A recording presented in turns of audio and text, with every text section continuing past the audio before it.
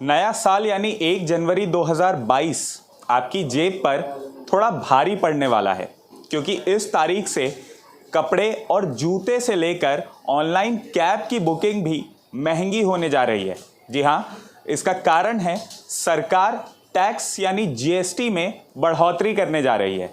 अब वो कौन सी चीज़ें हैं जिनमें सरकार ने जीएसटी की बढ़ोतरी करने का फैसला लिया है, आइए जानते हैं।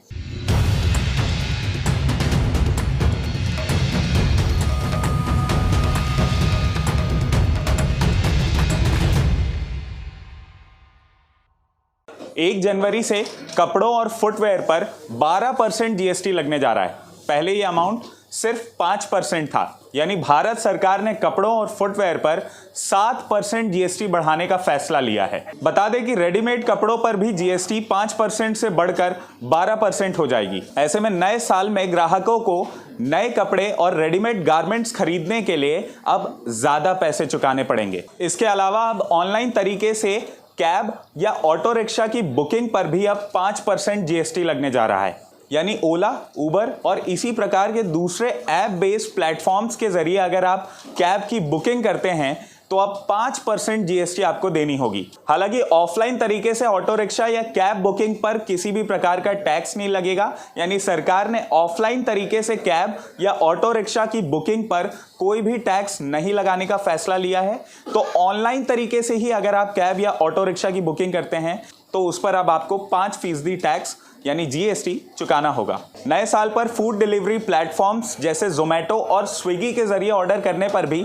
अब आपको 5% टैक्स चुकाना पड़ेगा।